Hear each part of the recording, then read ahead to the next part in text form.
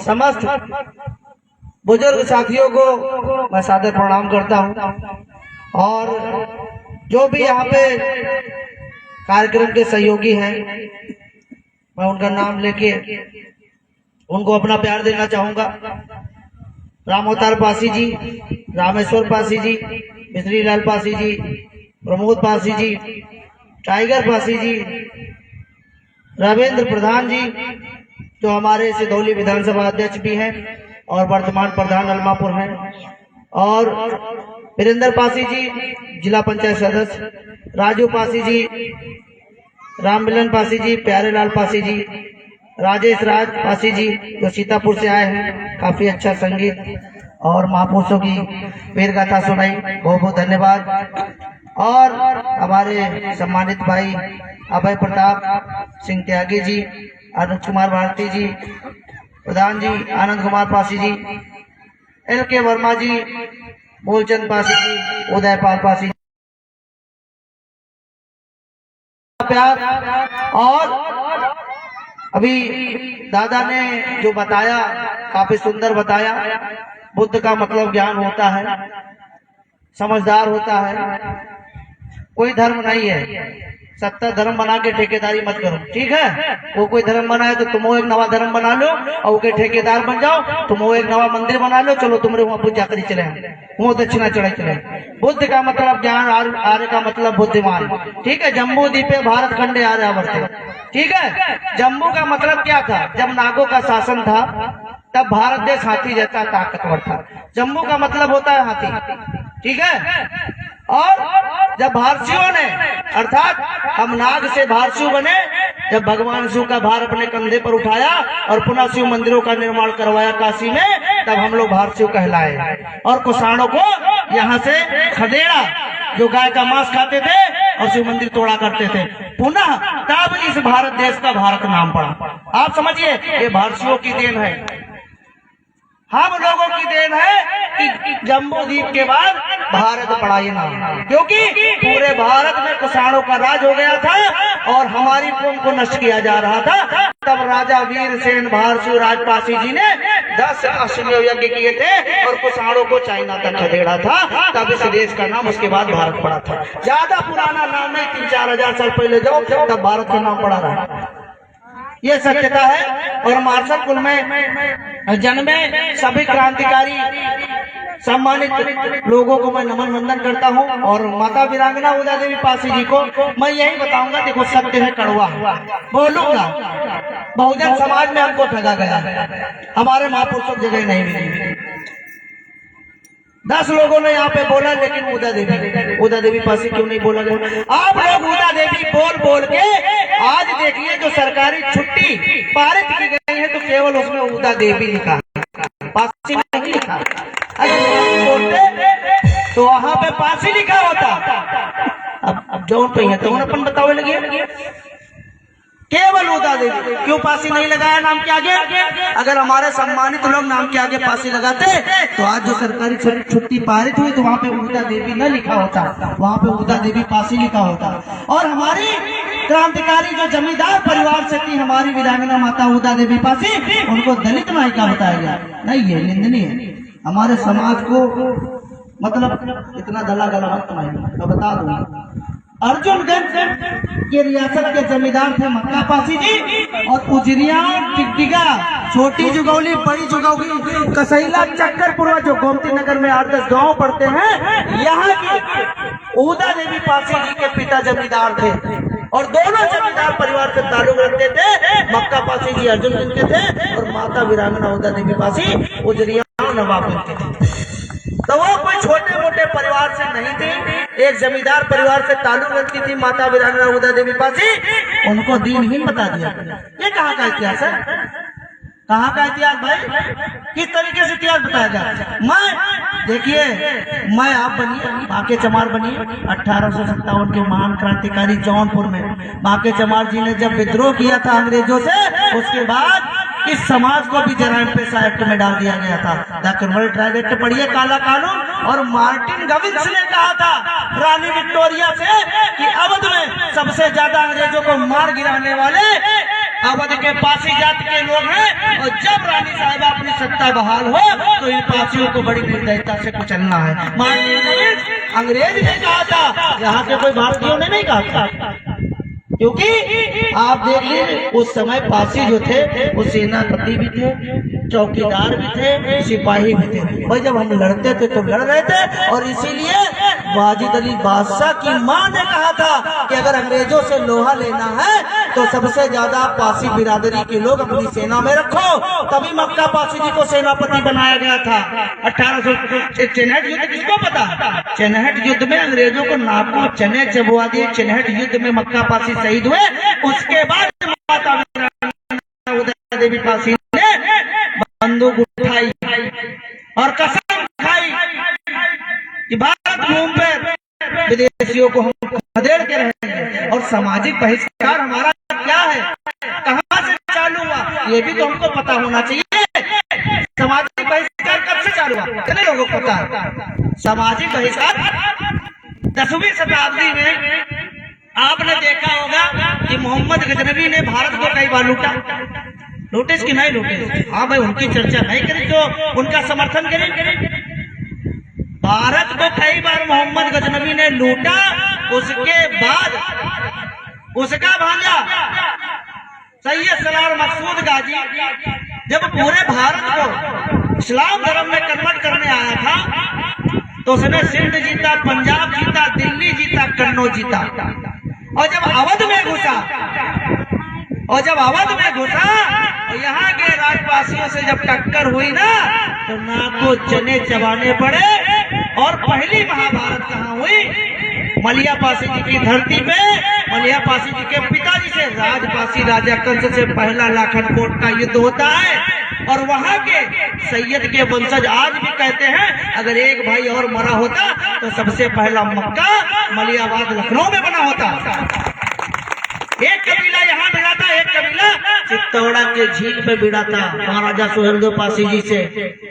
यहाँ 3.5 लाख की सेना थी सैयद सलार मकसूद गाजी की। आधे यहाँ माटे 3 साल लग गए। सतरिक पहुँचते 3 साल लग गए। आप समझ लीजिए लखनऊ से ना सतरिक 12 बंकी कितनी दूर है। अब सोचो कितना मार काट भाव हो जो 3 साल लग गए। मार कहाँ से आई है पूरा छुपा है। अब आगे चलते हुए जानकारी मिली और एकदम गजेटियर में अंग्रेजों ने खुद लिखा, जिसको सरकारी मान्यता प्राप्त है, अंग्रेजों ने लिखा है, वो सबूत देंगे। अब लोग नहीं समझो तो तुम जानो, तुम्हारा काम जानो। हमका बहकावा जाओ तुम अपन जब वोटे का अधिकार नहीं समझो तुम न समझो। लेकिन सामाजिक बहिष्कार तुम्हारा कहाँ 60 साल इस्लामिक आक्रमण भारत की तरफ नजर नहीं डालता। उसके 300 साल बाद गयासुद्दीन तुगलक और फिरोज शाह तुगलक दिल्ली की गद्दी पर बैठते हैं और सबसे पहले बहराइच की यात्रा करते हैं।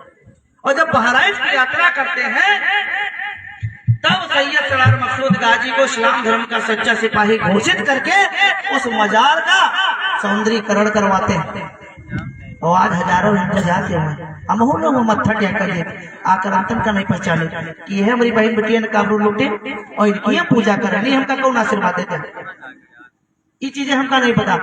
तो उसने क्या किया, उस मजार का सौंदर्यीकरण करवाया। और आपको बता दें मोहम्मद गजनबी जब भी भारत को लूट के जाता था तो 60% हिस्सा अपने सैनिकों में बांटता था और 40% अपने पास रखता था। तो गजनी प्रदेश में एक लालच था तो सैयद सलार मकसूद गाजी के साथ में हर घर से एक पुरुष लड़ने आया था। गजनी प्रदेश से हर घर से एक पुरुष लड़ने आया था। तो पहला एक युद्ध लखनऊ हुआ, दूसरा बहराइच हुआ। तुमका बताइए हर घर से एक चिराग बुझगा रहा है, हर घर से एक चिराग बुझगा रहा है। तो उन लोग जितने तुर्क यहाँ आए थे उनके अंदर एक आक्रोश था। तो जब हम लोग प्राचीन भारसू बोले जाते थे तो तुगलकी फरमान 300 साल बाद जारी हुआ। सन 1321 में तुगलकी फरमान हम लोगों के लिए जारी किया गया था कि जहां भर मिले उनका मार डालो। तुगलकी फरमान कई पिक्चर में सुने हुए हो कि शहंशाह ने तुगलकी फरमान जारी किया। तो वो तुगलकी फरमान हमका खत्म कर लिए जारी हो रहा है कि तो हम लोग सन 1321 में भर मारो आंदोलन झेले। कि जहां इंग्लैंड का मर्डर ओके बाद 1871 में काला कानून जराइम पेशा एक्ट हम लोगों के ऊपर लगा,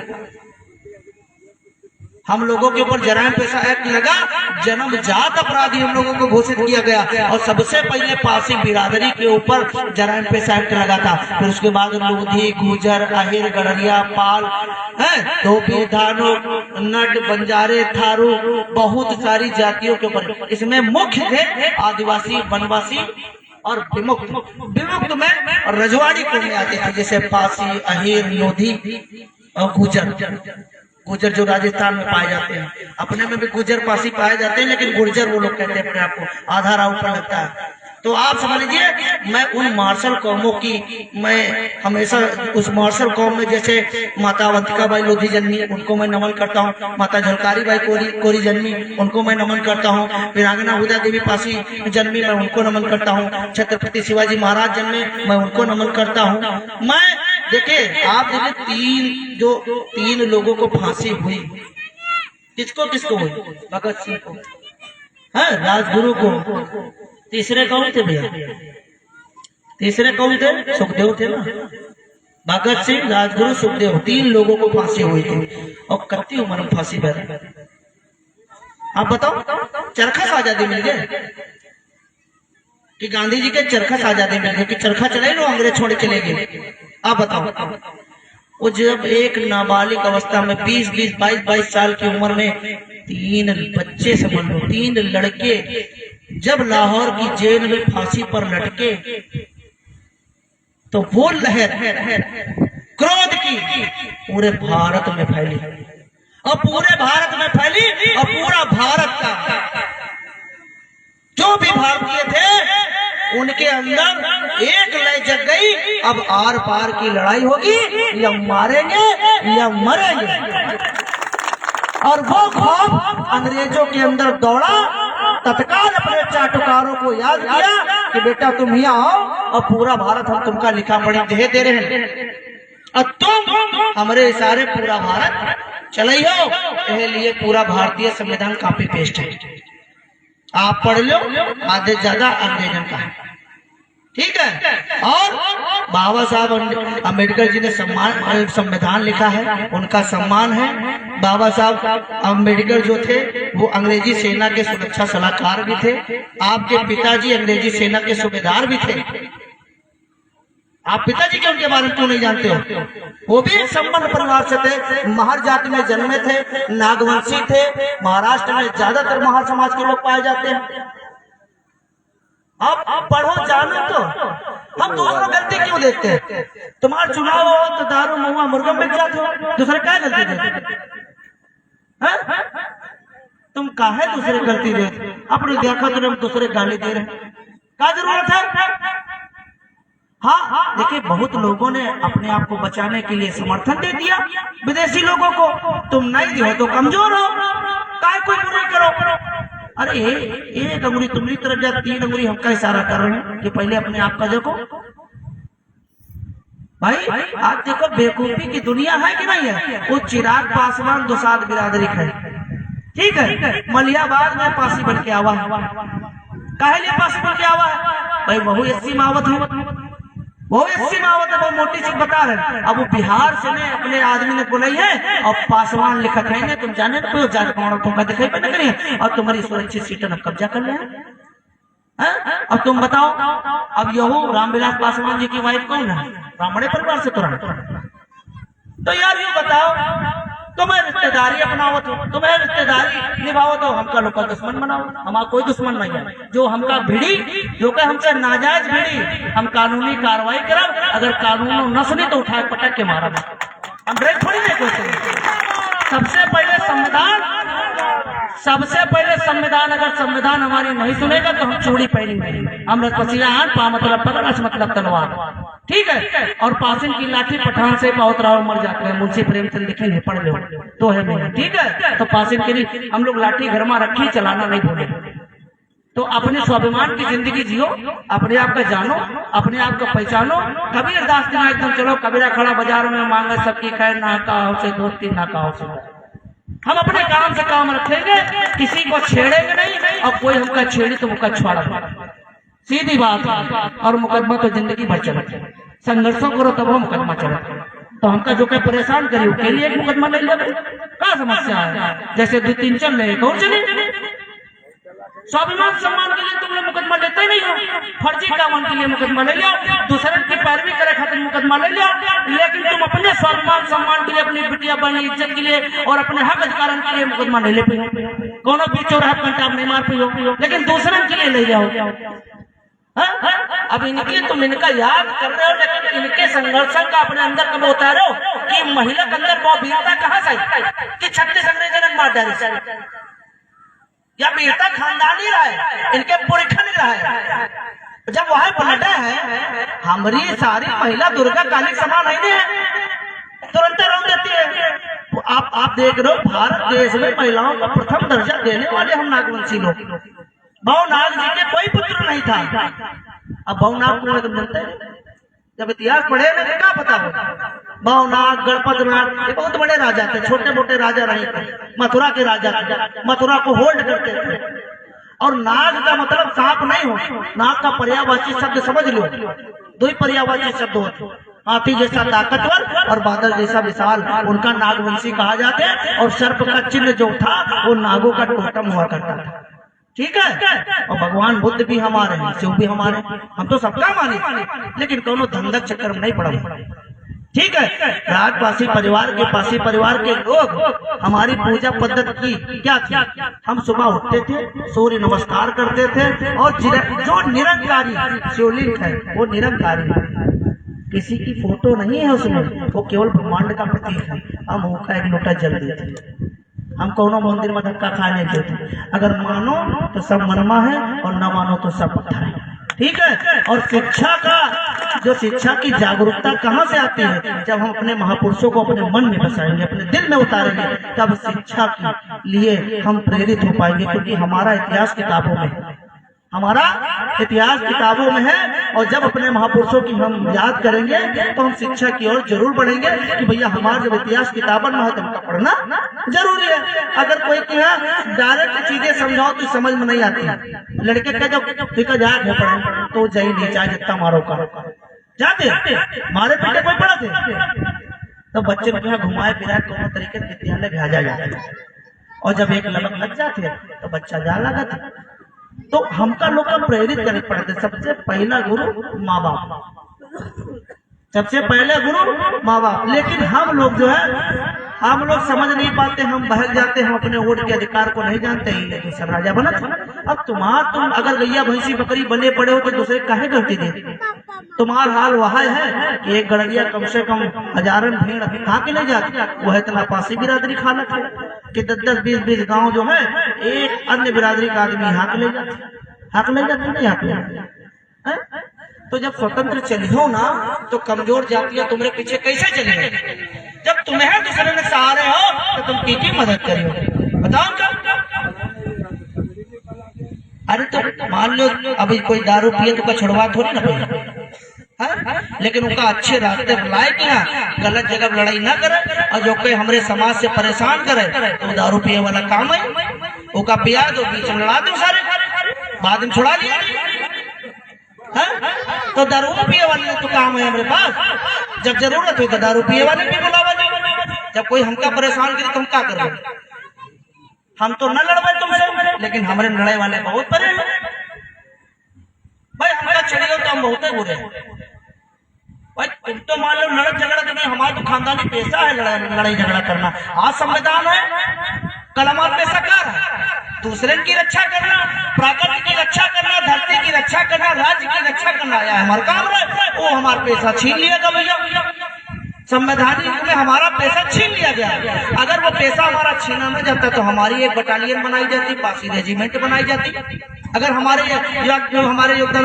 और तुमको बताते जब देश आजाद हुआ तो 3 शिक्षा मंत्री जो थे वो मुस्लिम थे, और हमारा युद्ध मेन अंग्रेज और इस्लामिक लोगों से हुआ। आज भारतीय संविधान में सबका सम्मान है, हिंदू मुस्लिम सिख ईसाई जितने ही आराध्य सबका सम्मान है। लेकिन पहले सब सनातन ही रहा, कहा चाहे जो कोई जिसका घर बड़ा होते ओके घर में 4 बर्तन होते तो सार बाजत है। ठीक है, अब तुम अपने मन से खुदे कहो कि हम दलित हैं, हम शूद्र हैं, तो हरिजन हैं, तो अपने मन से बने रहो। तुम खुदे अपने आप का कहते हो यार, तुम्हारा नेता राजनीति के खातिर तुमका कहते कौनो ब्राह्मण भाई कौनो ठाकुर भाई तुमका थोड़ी नहीं कहा हो। तुम टोकना अपना तुम वहीं पर ठोक दो यार कि कौने संविधान में दलित लिखा है, दिखाओ।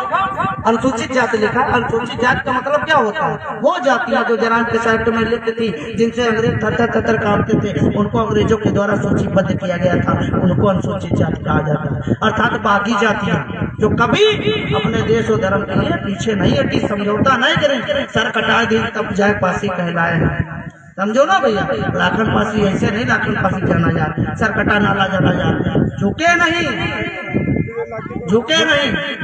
वो पासी कहलाए। पासी मतलब योद्धा होता है, पाली भाषा में रक्षक और संस्कृत भाषा में हाथ में तलवार धारण करने वाला व्यक्ति। ये चीजें हैं। और प्राचीन आप जब तक अपने स्वाभिमान सम्मान के लिए नहीं खड़े हो पाओगे तब तक वोट का अधिकार। आज संवैधानिक युग में हम देखते हैं कि आपके घर में क्या होता है, कोई 500 रुपया, कोई क्वार्टर, त्योहार लोगों चलती है, बुरा न मानो, त्योहार चलती है, वो प्रधान कहाँ पैसा लाओ तो बेचारे दोनों जाना था कि कौन खेतवा बेचिस कहाँ पैसा लेके आवा, तो तुमका तो फिर जिया पर जीते दो का उसके बाद तुमका बताई। तब जब कोई काम पड़ी तो काल उसकी घर की घर दिन का निकल भैया है नहीं प्रधान जी उनका लिया हम तो नहीं इतना होते तब उसका गरियावत हो। लेकिन पहले सोच ले कि 2 महीना उसे कितना दारू पिए हो, ठेका तक फ्री करवा ले हो, कोई चीजें नहीं सोचते हो। और जब वहीं पर कह दो पहले भाई गाँव पब्लिक खत्म हो जाए, खत्म हो जाती नहीं खत्म हो जाए। निस्वार्थ वोट करो, अपने विकास के लिए करो, अपने अधिकार के लिए करो। क्या मतलब है? हमका पार्टी वार्टी से कोई मतलब नहीं, बार में सारी पार्टी इस पार्टी की वजह से 5 साल मार खाई थे। कोई पार्टी से का कोई मतलब नहीं, चाहे जो पार्टी हो, जो हमारी बात करेगी वह उत्तर प्रदेश में राज करेगी, हमका कोई पार्टी मतलब नहीं। ठीक है, चाहे सपा हो, चाहे भाजपा हो, चाहे बीएसपी हो, चाहे एनी परसेंट कोई पार्टी हो, जो हमारे गुणगान करी।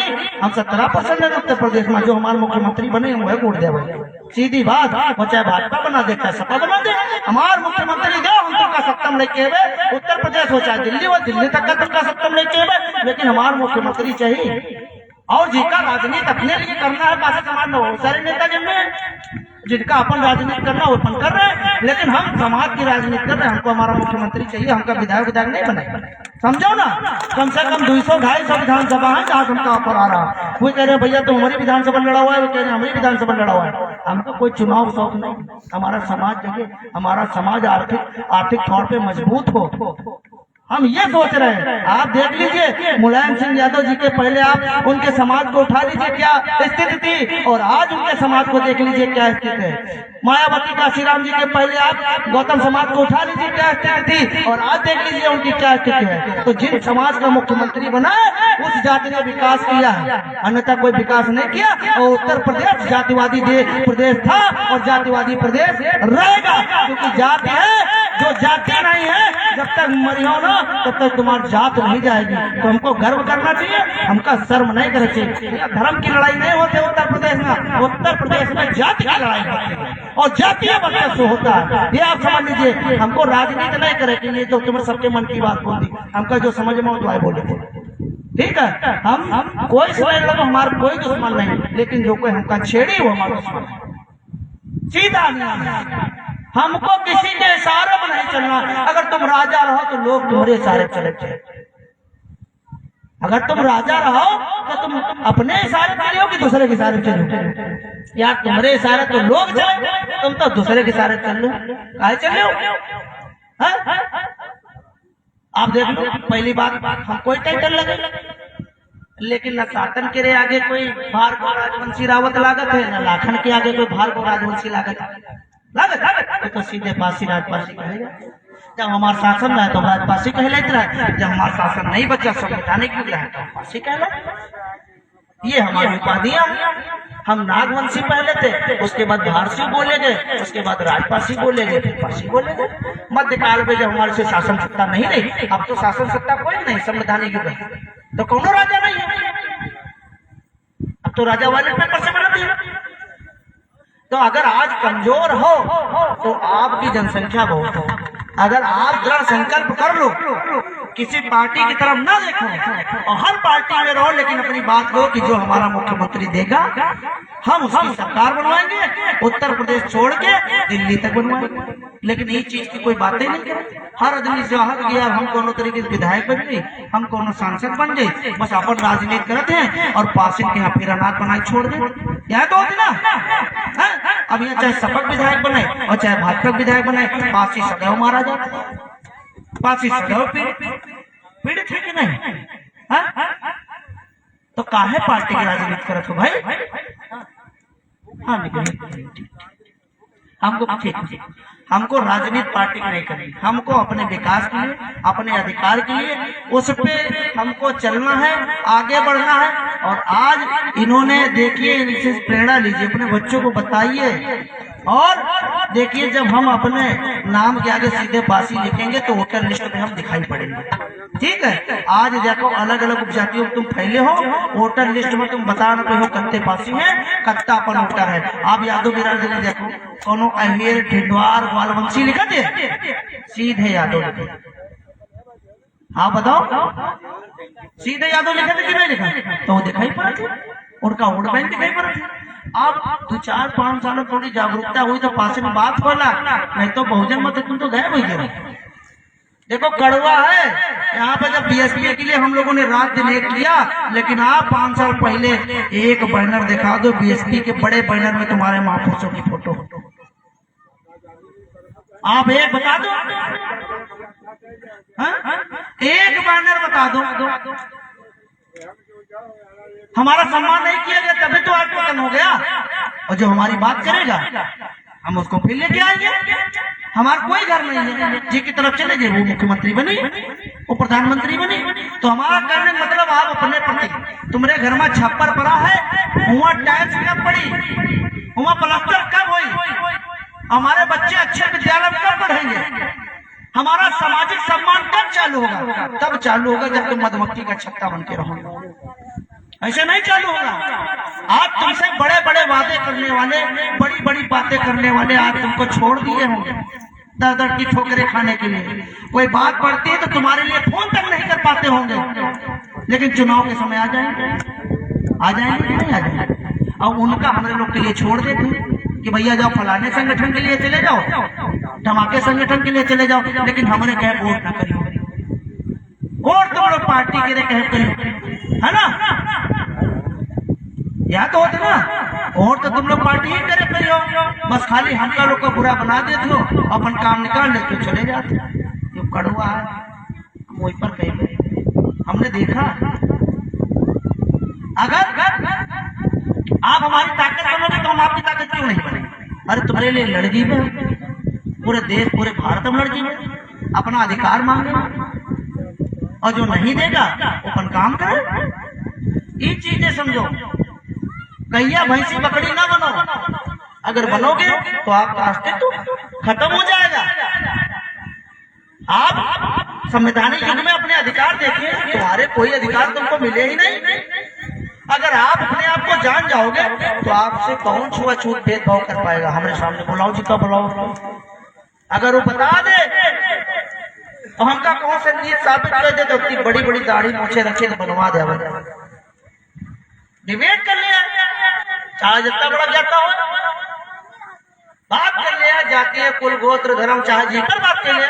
अगर वो नीचा साबित करके चला गया हमका ना, तो खुद तक थरिया खवा दो और हम तुम्हारे सामने खा लेगा। तो जब जानोगे ना तुमसे कोई भेदभाव कर ही नहीं पाएगा, उनके हिम्मत ही न पड़ी, वो खुदा जाना था कि अगर ये न होती तो आज हिंदू धर्म न होता, अगर हम न होते तो हिंदू धर्म न होता। और हमने हिंदू धर्म में कौन माँ बहन अपने पैरों में रंग नहीं लगावा, तुमका बताओ? ठीक है, घर में पैरों में रंग नहीं लगावा जाता, और यह 500 साल पहले सूअर के खून का बहावर लगाया जाता।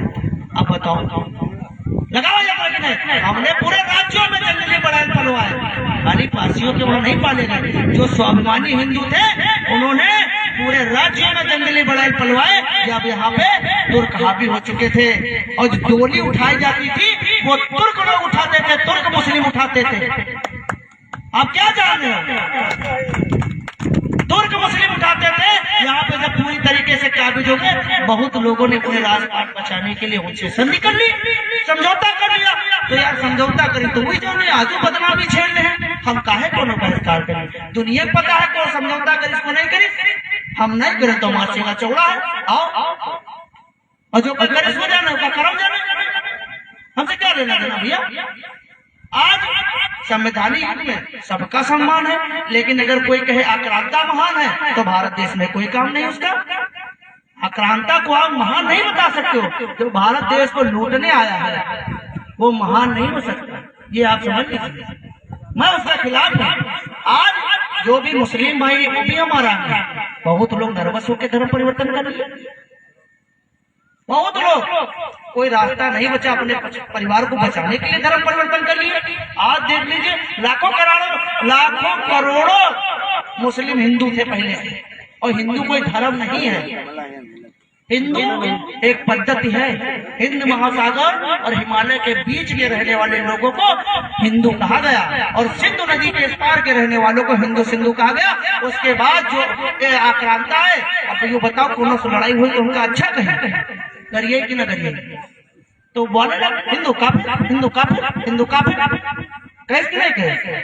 तो हमारे कोई से लड़ाई हुई तो हमका बड़के छुटके बड़े भैया ना कहे। चौनी भाषण गरियाओ तो वही भाषण बोली कि ना बोली? अगर हम कोनो कंटाप मारा तो हमारी पूजा ना करें, कम से कम 20 आदमी के सामने हमका गरिए, अगर बलगर हुई तो हमका मारी कि नहीं मारी?